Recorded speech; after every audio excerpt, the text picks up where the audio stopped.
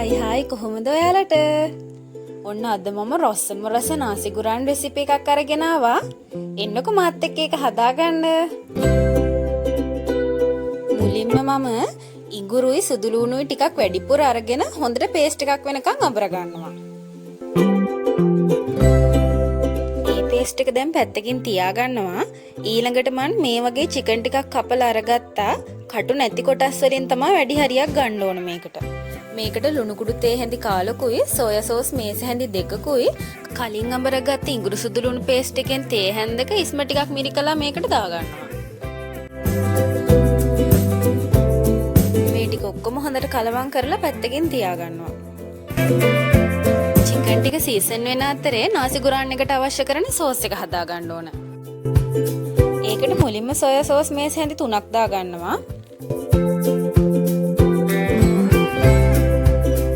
මේස හැඳි 2ක් ඕන වෙනවා.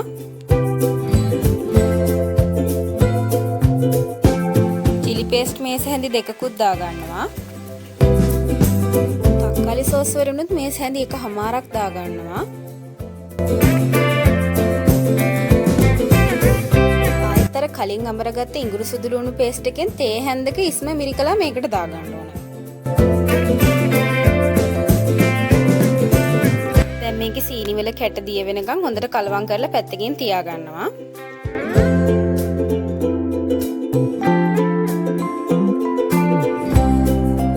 දැන් කලින් සීසන් වෙන්න තිබ්බ චිකන් ටික බැද ගන්න ඕන. ඒකට තාච්චියක් ලිපේ තියලා පොල් තෙල් ටිකක් දා ගන්නවා.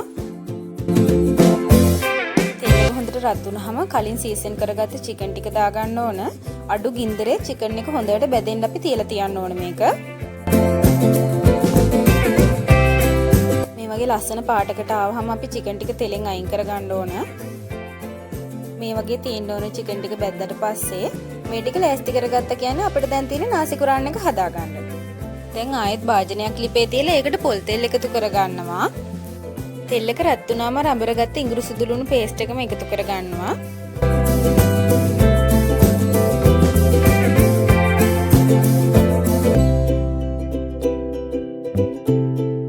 ටික රන්වන් පාට වෙනකම් බැදුනාම කැරට් ටික එකතු කරගන්න ඕන.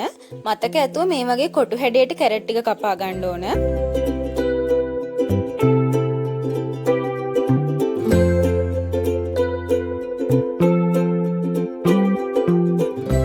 කැරට් ටික තෙල් එකත් එක්ක ටිකක් කලවම් කරලා කපාගත්ත ගෝවා ටිකක් එකතු කරගන්නවා.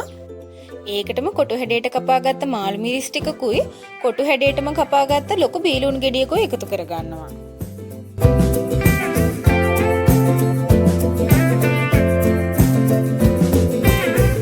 ටික හොඳට කලවම් කරනවා.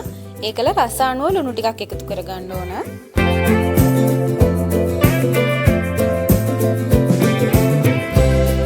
දැන් මේ ටික හොඳට කලවම් කරලා බිත්තර 3ක් මම මේකට එකතු කරගන්නවා.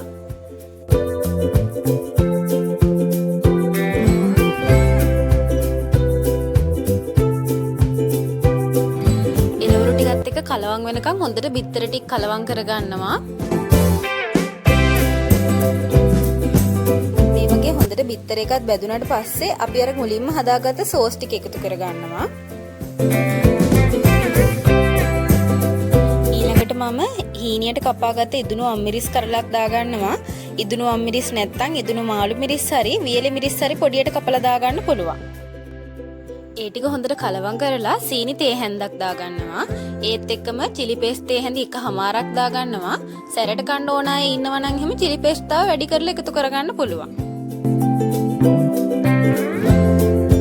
දාගත්ත දේවල් ඔක්කොම ටික හොඳට කලවම් කරලා උයාගත්ත බත් ටික එකතු කරගන්න ඕන. මම අරගත්ත කීරි සම්බා බත්. ඕගොල්ලන්ට කැමති හාල් එකක් මේකට පාවිච්චි කරන්න පුළුවන්. බත් ටිකත් එක්කම කලින් බෙදගත්ත චිකන් ටිකක් දාගන්නවා.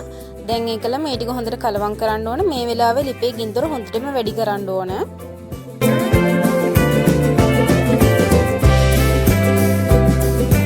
බත් එකත් එක්ක කලින් ටෙම්පරා දුන එළවලු ටික හොඳට කලවම් වුණාම මේ වගේ ලස්සන පාටක් එනවා.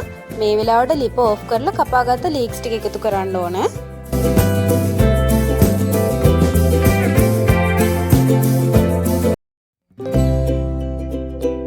දැන් මේ ලීක්ස් ටිකත් කලවම් වෙනකන් හොඳට කලවම් කරගන්න ඕන.